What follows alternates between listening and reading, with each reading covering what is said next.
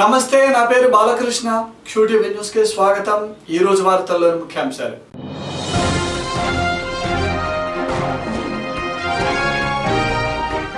కాంగ్రెస్ చేసిన పాపమే ఏపీని వెంటాడుతున్నది. విభజన హామీల అమలుకు టీడీపీ కేంద్రంతో పోరాటం చేస్తూనే ఉంది. ఎమ్మెల్సీ గాలి ముద్దుకృష్ణమనాయుడు వెల్లడి.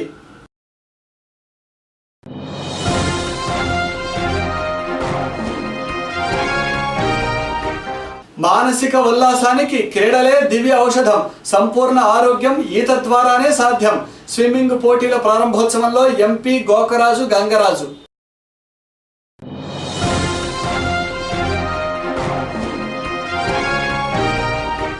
సంస్థాగతంగా పార్టీని బలోపేతం చేస్తాం. కార్పొరేషన్ ఎన్నికలలో సత్తా చాటుతాం. ధీమా వ్యక్తం చేసిన బీజేపీ నాయకులు కన్నా.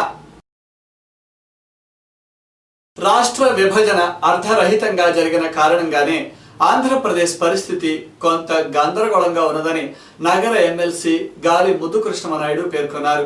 ఆదివారం పార్టీ కార్యాలయంలో ఏర్పాటు చేసిన మీడియా సమావేశంలో మాట్లాడుతూ కాంగ్రెస్ పార్టీ చేసిన పాపానికి ఆంధ్రప్రదేశ్ ప్రజలు తీవ్ర ఇబ్బందులు ఎదుర్కొంటున్నారని తెలిపారు. అప్పులను ఆంధ్రాకు పంచి ఆదాయం వచ్చే వనరులను మాత్రం తెలంగాణకు పంచిన ఈ నాయకులు ప్రత్యేక హోదా బిల్లుపై మాట్లాడుతున్నారని మండిపడ్డారు. రాష్ట్రం అభివృద్ధి సాధించేందుకు ముఖ్యమంత్రి కృషి చేస్తూ ఉంటే ప్రతిపక్ష పార్టీల నాయకులు ఇష్టం వచ్చినట్లు మాట్లాడి కాలం వెళ్లదీస్తున్నారని కృష్ణమనాయుడు ఎద్దేవా చేశారు.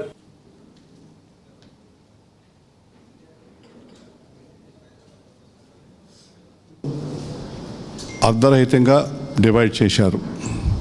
మేము బీజేపీతో పొత్తుతో ఉన్నాం. రెండవది, ఇస్తారని చెప్పనే పూర్తి విశ్వాసంతో ఉన్నాం. మాకు పార్లమెంటరీ పార్టీ ఉంది, పార్టీ అధ్యక్షుడు ఉన్నాడు, పాలిట్ బ్యూరో ఉంది. వాళ్ళు నిర్ణయించుకొని ముఖ్యమంత్రి గారు 22వ తేదీ ఇంకా బిల్లు చర్చకు రాలేదు కాబట్టి ముఖ్యమంత్రి గారు పార్లమెంటరీ పార్టీ మీటింగ్ పెడతారు. ఆ సమావేశాలకు ముందు అదేవిధంగా పాలిట్ బ్యూరో మీటింగ్ పెడతారు.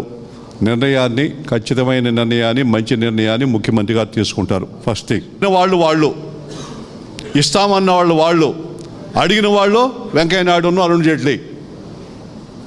మేమేమి ఆ రోజు విడగొట్టద్దని చెప్పన్నాం, అర్ధరహితంగా డివైడ్ చేద్దని చెప్పన్నాం.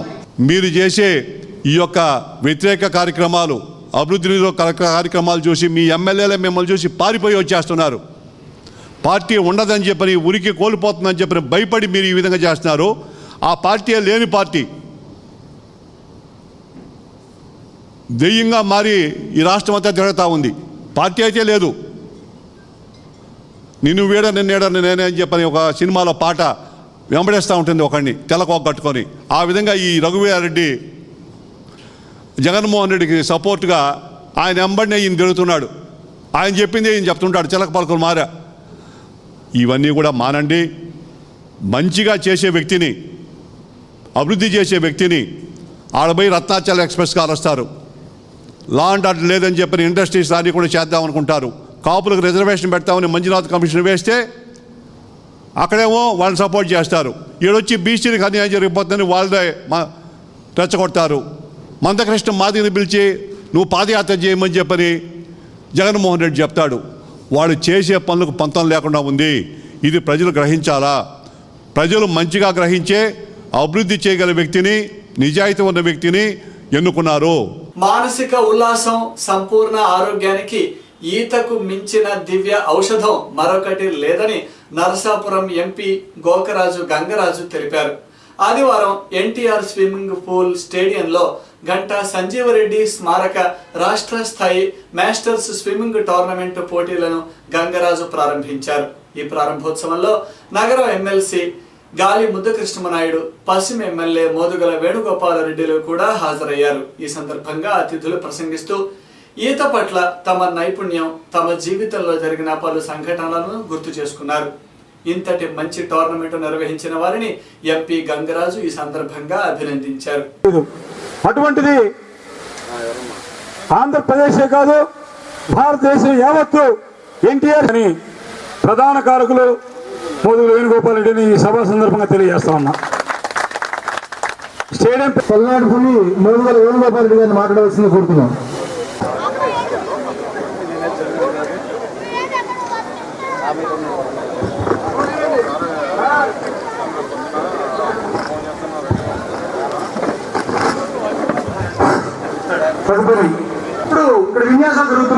మాట్లాడినప్పుడు కోరుతున్నాం. ఇక వచ్చిన ఆహుతులందరికీ స్వాగతం. 1, 2, 3 ప్రైజులు ఉన్నప్పటికి కూడా 4వ ప్లేస్ ప్రైజ్ లేకపోయినప్పుడు కూడా కష్టపడి చివరి దాకా ఇది 4వ ప్లేస్కి వచ్చాడు. ఒక్కరు ఈత నేర్చుకుని తీరాలి. నేర్చుకుంటే కాదు, అయినా కూడా ఎవరన్నా మునిగిపోతా ఉంటే రక్షించే స్థాయికి వెళ్ళాలి. ఒక విషయం చెప్పాలి, నేను చిన్నప్పటి నుంచి ఈత ఇద్దేవాడిని.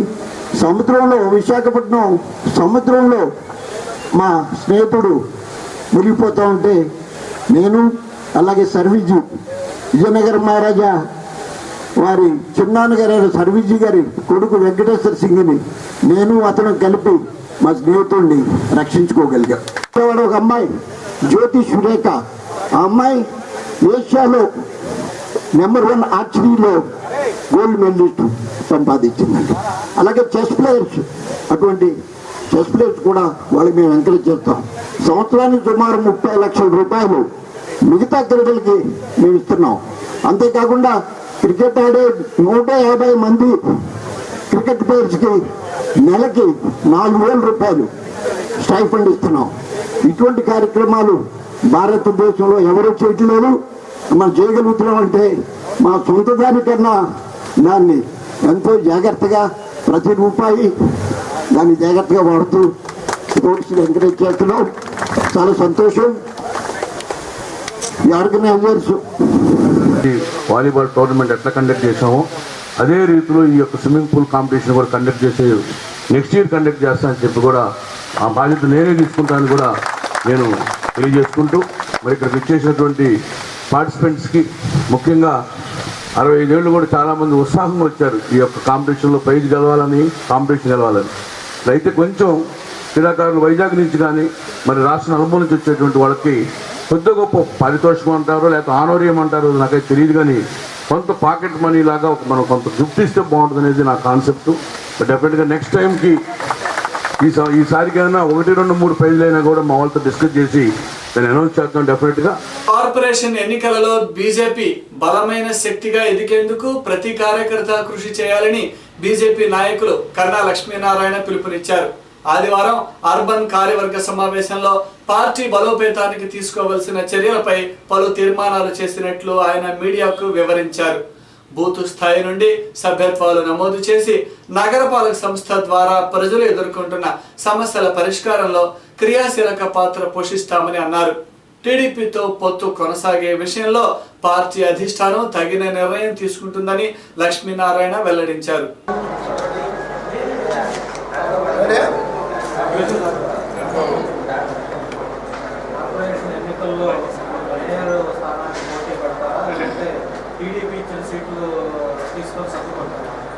సమావేశం మొదటి కార్యవర్గ సమావేశం ఈరోజు జరిగింది. ఈ సమావేశం సందర్భంగా భారతీయ జనతా పార్టీ గుంటూరు కార్పొరేషన్లో 1,00,000 సభ్యత్వం చేసి ప్రతి డివిజన్కి కూడా అధ్యక్షుడిని, కార్యవర్గాన్ని కూడా నియమించుకోవడం జరిగింది. ఈ కార్యవర్గ సమావేశంలో బూత్ స్థాయి నుంచి కూడా పార్టీని బలోపేతం చేయాలని, అలాగే కార్పొరేషన్లో ఉన్నటువంటి సమస్యల్ని ప్రధానంగా తీసుకొని కమిషనర్కి, కలెక్టర్కి అవసరమైతే ప్రభుత్వం దృష్టి కూడా తీసుకొని వచ్చి ఆ సమస్యల పరిష్కారంలో భారతీయ జనతా పార్టీ ప్రధానమైనటువంటి పాత్ర పోషించాలి అనేటువంటిది ఈ సమావేశంలో ఒక నిర్ణయం తీసుకోవడం జరిగింది. ఇప్పటి నుండి ప్రతి డివిజన్కి ఇన్ఛార్జీలను వేసుకొని బూత్ కమిటీలు స్ట్రెంగ్తన్ అయ్యేదానికి కూడా పనిచేయాలనేటువంటి నిర్ణయం తీసుకొని పనిచేయడం జరుగుతుంది. 1 కోటి మంది కార్మికులు కన్నెర్ర చేస్తే రాష్ట్ర ప్రభుత్వ పరిస్థితి ఎలా ఉంటుందో ముఖ్యమంత్రి ఒక్కసారి ఆలోచించుకోవాలని సిఐటియు రాష్ట్ర కార్యదర్శి గఫూర్ సూచించారు. ఆదివారం పాత గుంటూరులోని కార్యాలయంలో ఏర్పాటు చేసిన మీడియా సమావేశంలో ప్రభుత్వంపై ఆయన నిప్పులు చెరిగారు. టీడీపీ అధికారం చేపట్టిన నాటి నుండి పారిశ్రామిక అభివృద్ధి అంటూ దేశాలు పట్టుకుని తిరుగుతున్నది తప్ప రాష్ట్రంలోని కార్మికులు ఎదుర్కొంటున్న అనేక సమస్యలను గాలికి వదిలివేసిందని మండిపడ్డారు. ప్రభుత్వంపై తిరుగుబాటు చేసేందుకు కార్మిక లోకాన్ని ఏకం చేస్తున్నామని గఫూర్ వెల్లడించారు. 19వ తేదీ మహిమా గార్డెన్స్ మొత్తం అన్ని ట్రేడ్ యూనియన్స్ కలిసి ఇక్కడే పెడుతున్నాం.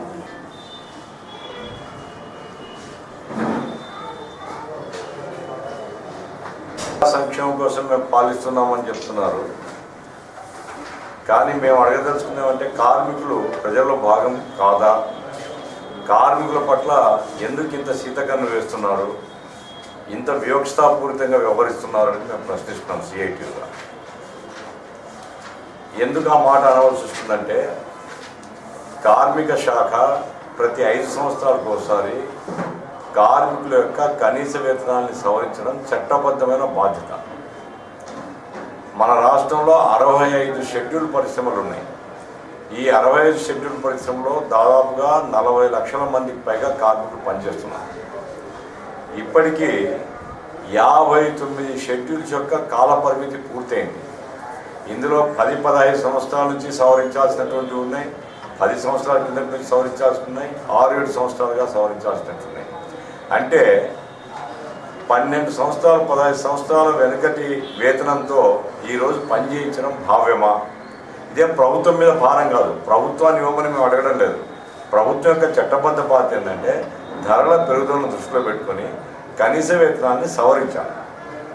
ఆ రకంగా సవరిస్తే దాన్ని అమలు చేసుకోవడం మళ్ళీ ఇంకో పోరాటం. అమలు చేయలేని హామీలతో అధికారంలోకి వచ్చి టీడీపీ ప్రజలను మోసం చేసిందని వైసీపీ నాయకులు కిలారి రోసయ్య ఆరోపించారు. ప్రభుత్వ మోసాలను, ప్రజా వ్యతిరేక విధానాలను ఎండగట్టేందుకు గడప గడపకు వైసీపీ అనే కార్యక్రమానికి శ్రీకారం చుట్టినట్లు ఆయన తెలిపారు. రాష్ట్ర ప్రభుత్వం 2 సంవత్సరాల పాలనలో ఇచ్చిన హామీలను ఎంతవరకు నెరవేర్చారో ప్రజలు నిర్ణయించేందుకు బ్యాలెట్ను రూపొందించామని అన్నారు. సంక్షేమ పాలన అందించిన డాక్టర్ వైఎస్ఆర్ ఆశించిన పాలన జగన్ ద్వారానే సాధ్యపడుతుందని కిలారి రోసయ్య అన్నారు.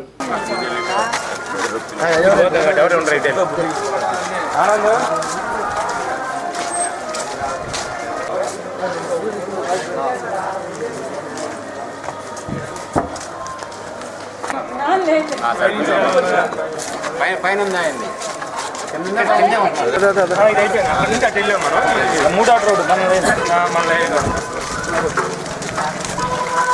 రాష్ట్రంలో ప్రభుత్వ సంక్షేమాలు, ప్రజల యొక్క సమస్యలు పట్టించుకోకుండా ప్రభుత్వం ఏ విధంగా మరి ప్రజల్ని మసిపూసి మారేడుకాయ చేస్తున్నాం మనందరం కూడా చూస్తూ ఉన్నాం.